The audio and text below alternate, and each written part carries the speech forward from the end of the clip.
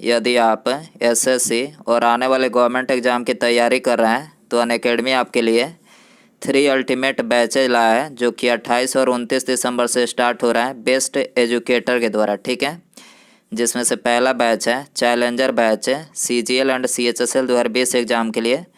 दूसरा बैच है ब्रह्मास्त्र बैच है। और तीसरा जो बैच है ये वाईफाई स्टडी सफलता बैच। ठीक है, यदि अदर किसी गवर्नमेंट एग्ज़ाम की तैयारी करें जैसे कि intelligence bureau, SSC MTS 2020 exam और CGL एंड CHSL 21-22 की तैयारी कर रहा है, तो इन सब के लिए जो बैचेज स्टार्ट किया गया है 29 दिसंबर से। ठीक है, और इन सभी बैचों में आपको फुली सिलेबस कवर किया जाएगा। टॉप एजुकेटर के द्वारा PDF स्टडी मटेरियल दिया जाएगा, डाउट क्लियरिंग सेशन किया जाएगा और वीकली क्यूज और मॉक टेस्ट होंगे। ठीक है, तो आप इनका सब्सक्रिप्शन ले सकते हैं 31 दिसंबर से पहले, क्योंकि 31 दिसंबर के बाद जो है इन सब की प्राइस बढ़ा दी जाएगी। ठीक है, और यदि हमारा कोड स्टडी और टारगेट यूज करते हैं तो आपको इस पर मैक्सिमम जो है डिस्काउंट देखने को मिलेगा, तो कोड ज़रूर यूज करें। इसके अलावा कॉम्बो ऑफ़र चल रहा है SSC बैंक रेलवे के लिए, जिसमें आपको भारी डिस्काउंट देखने को मिलेगा। तो इन सब का लिंक जो है डिस्क्रिप्शन में दिया गया है। ठीक है, तो इनरोल कर सकते हैं।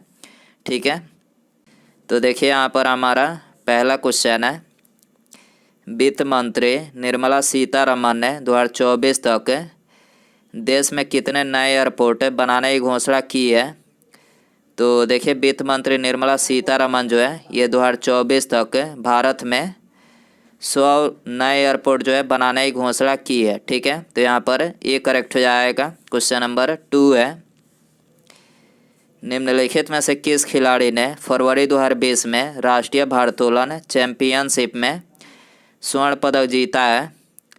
तो देखिए इनका नाम है मीराबाई चानू, जिसने फरवरी 2020 में राष्ट्रीय भारोत्तोलन चैंपियनशिप में जो है स्वर्ण पदक जीता है। ठीक है, क्वेश्चन नंबर 3 है, बंगाल में अस्थायी बंदोबस्त प्रणाली की शुरुआत निम्नलिखित में से किसने की थी। तो देखिए बंगाल में अस्थायी बंदोबस्त प्रणाली की शुरुआत जो है ये लॉर्ड कॉर्नवालिस के द्वारा किया गया था। और कब किया गया था, 22 मार्च 1793 को किया गया था। ठीक है, क्वेश्चन नंबर 4 है, रेलवे ने किस शहर में कचरे से ऊर्जा उत्पादन करने वाले देश के पहले सरकारी संयंत्र की स्थापना की है। तो देखिए रेलवे ने ये भुवनेश्वर शहर में कचरे से ऊर्जा उत्पादन करने वाले देश के पहले सरकारी संयंत्र की जो है स्थापना की है। ठीक है, और इसमें लागत कितनी आई है, तो इसमें लागत जो है ये 1.79 करोड़ जो है इसकी लागत आई है। ठीक है, क्वेश्चन नंबर 5 है, भारत और बांग्लादेश के बीच 3 फरवरी 2020 को किस नाम से संयुक्त सैन्य अभ्यास आरंभ हुआ है। तो देखिए भारत और बांग्लादेश के बीच जो है 3 फरवरी 2020 को ये सनप्रीत 9 के नाम से जो है संयुक्त सैन्य अभ्यास का आरंभ हुआ है। ठीक है, बी करेक्ट हो जाएगा। क्वेश्चन नंबर 6 है, कोल इंडिया लिमिटेड का चेयरमैन और मैनेजिंग डायरेक्टर किसे नियुक्त किया गया है। तो देखिए कोल इंडिया लिमिटेड का चेयरमैन और मैनेजिंग डायरेक्टर जो है ये प्रमोद अग्रवाल को नियुक्त किया गया है। और प्रमोद अग्रवाल जो है ये कोल इंडिया लिमिटेड के 28वें मतलब चेयरमैन बने हैं। ठीक है, तो यहाँ पर ये करेक्ट हो जाएगा। क्वेश्चन नंबर 7 है, पाटलिपुत्र को निम्नलिखित में से किस शासक ने सर्वप्रथम अपनी राजधानी बनाई थी। तो देखिए पाटलिपुत्र को ये चंद्रगुप्त मौर्य ने जो है सबसे पहले अपनी राजधानी बनाई थी। ठीक है, बी करेक्ट हो जाएगा। क्वेश्चन नंबर 8 है, निम्नलिखित में से किस विदेशी यात्री ने भारत का दौरा सबसे पहले किया था। तो देखिए भारत का दौरा सबसे पहले जो है ये मेगास्थनीज ने किया था। ठीक है, इसके अलावा मेगास्थनीज जो था ये सेल्यूकस निकेटर का राजदूत था और ये चंद्रगुप्त मौर्य के दरबार में रहता था। ठीक है, क्वेश्चन नंबर 9 है, अशोक ने किस बौद्ध साधु से प्रभावित होकर बौद्ध धर्म को अपनाया था। तो देखिए अशोक ने ये उपगुप्त बौद्ध साधु से प्रभावित होकर जो है बौद्ध धर्म को अपनाया था। ठीक है, बी करेक्ट हो जाएगा।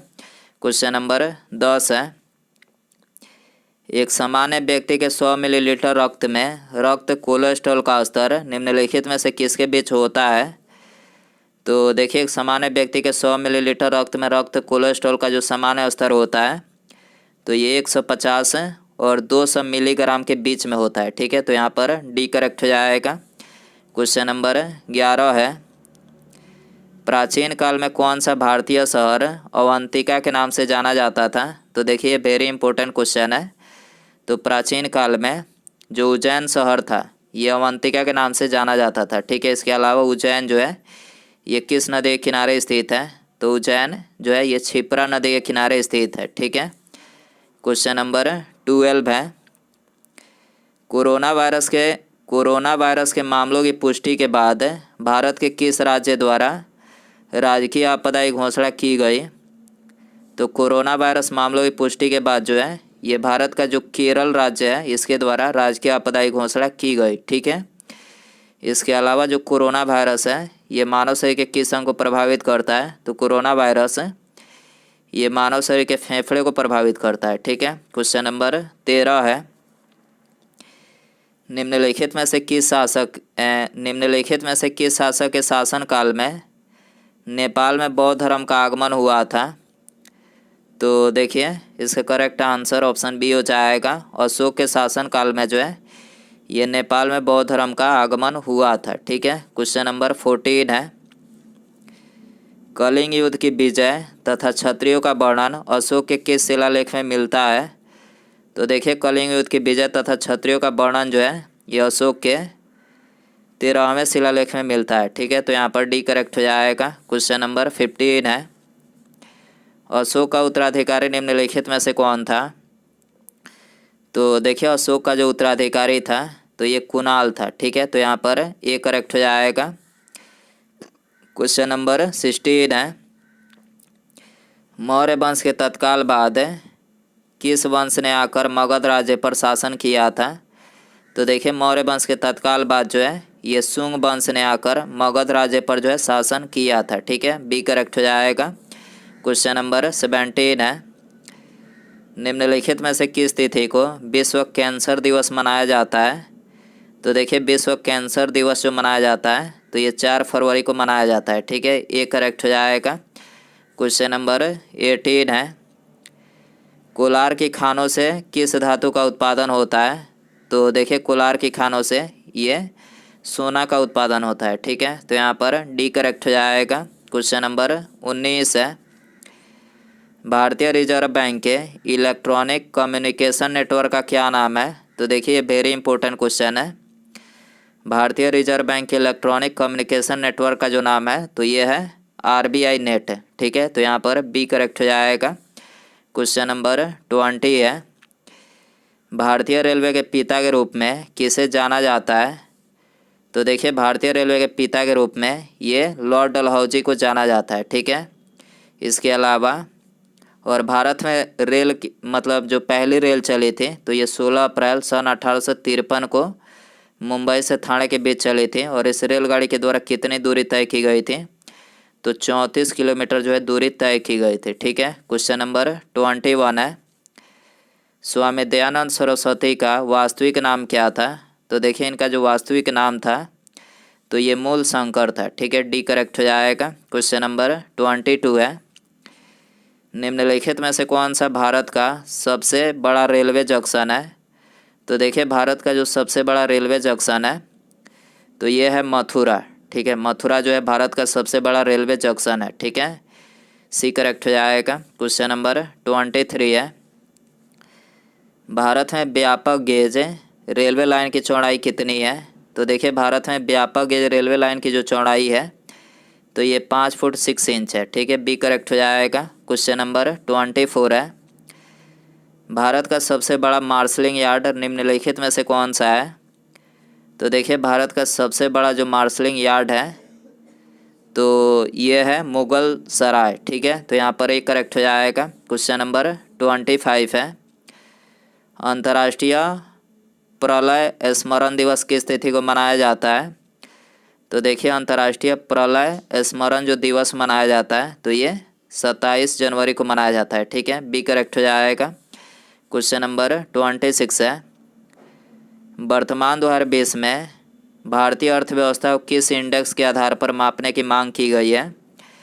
तो देखिए, वर्तमान 2020 में भारतीय अर्थव्यवस्था को ये मिजरी इंडेक्स के आधार पर जो है मापने की मांग की गई है। ठीक है, बी करेक्ट हो जाएगा। क्वेश्चन नंबर 27 है, निम्नलिखित में से किस राज्य की सरकार ने 2020 में वर्चुअल पुलिस स्टेशन की शुरुआत की है? तो ये किया गया है उड़ीसा राज्य सरकार के द्वारा। कोरोना वायरस के चलते जो है मतलब वर्चुअल पुलिस स्टेशन की शुरुआत की गई है। ठीक है, तो यहाँ पर डी करेक्ट हो जाएगा। क्वेश्चन नंबर 28 है, भारत के वित्त आयोग की नियुक्ति निम्नलिखित में से कौन करता है?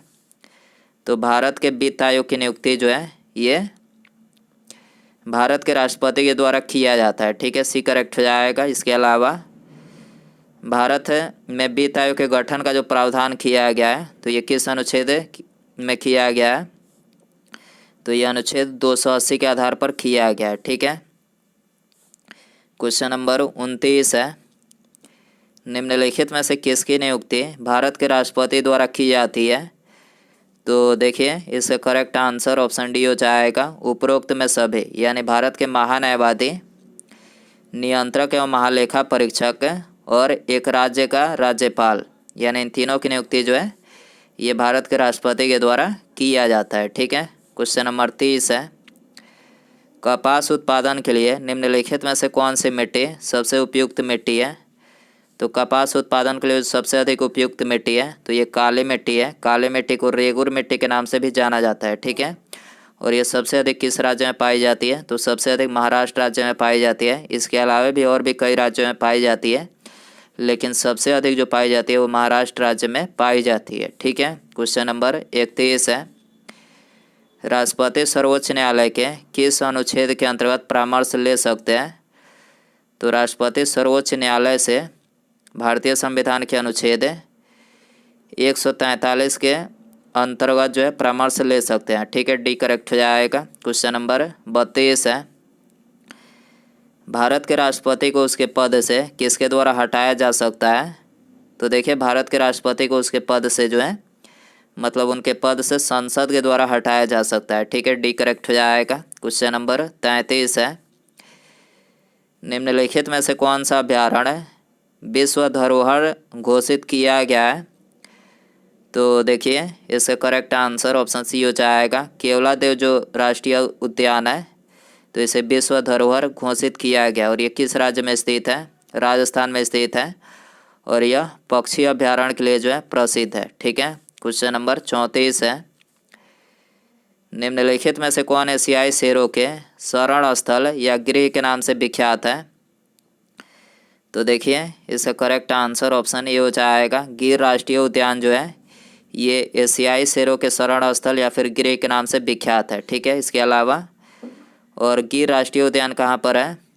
तो गिर राष्ट्रीय जो उद्यान है तो ये गुजरात में स्थित है। ठीक है, और दुधवा राष्ट्रीय उद्यान कहाँ पर है? तो ये उत्तर प्रदेश में, और कान्हा राष्ट्रीय उद्यान जो है ये मध्य प्रदेश में, और कार्बेट राष्ट्रीय उद्यान ये कहाँ पर है? कार्बेट राष्ट्रीय उद्यान ये सबसे पुराना राष्ट्रीय उद्यान है और ये कहाँ पर है? तो उत्तराखंड में है। ठीक है, क्वेश्चन नंबर 35 है, विश्व का एकमात्र तैरने वाला राष्ट्रीय उद्यान केबुल लमजाओ नेशनल पार्क कहाँ पर स्थित है? तो विश्व का एकमात्र तैरने वाला जो राष्ट्रीय उद्यान है और इसका नाम है केबुल लमजाओ नेशनल पार्क, तो ये कहाँ पर है? मणिपुर में है। ठीक है, ये करेक्ट हो जाएगा। क्वेश्चन नंबर 36 है, प्रथम तेल परिष्करण संयंत्र कहाँ पर स्थापित किया गया है? तो प्रथम तेल परिष्करण संयंत्र जो है दिग्बोई में स्थापित किया गया। ठीक है, बी करेक्ट हो जाएगा। क्वेश्चन नंबर 37 है, अधिकतर चट्टानों एवं खनिजों में किस तत्व की बहुलता होती है? तो अधिकतर चट्टानों और खनिजों में ये सिलिकॉन की बहुलता होती है। ठीक है, ये करेक्ट हो जाएगा। क्वेश्चन नंबर 38 है, पोर्टलैंड सीमेंट का मुख्य तत्व है? तो देखिए, पोर्टलैंड सीमेंट का जो मुख्य तत्व है तो ये है चूना, सिलिका और एल्यूमिना। ठीक है, बी करेक्ट हो जाएगा। क्वेश्चन नंबर 39 है, पेट्रोलियम निम्नलिखित में से कहाँ पर पाया जाता है? तो देखिए पेट्रोलियम जो है ये अवसादी चट्टानों में पाया जाता है। ठीक है, बी करेक्ट हो जाएगा। उसके बाद है यहाँ पर हमारा अगला क्वेश्चन है, मेलाकाइट इनमें से किस धातु का खनिज है? ऑप्शन ए तांबा, बी चांदी, सी मैग्नीशियम या फिर डी लोहा। तो दोस्तों आप इसका आंसर जो है कमेंट बॉक्स में ज़रूर बताएं। वीडियो पसंद आए तो वीडियो को लाइक ज़रूर करें, चैनल पर आए तो चैनल को सब्सक्राइब और पास में जो घंटी का निशान है इसे भी ऑन कर दें। ठीक है, मिलते हैं अगले वीडियो में। Thanks for watching.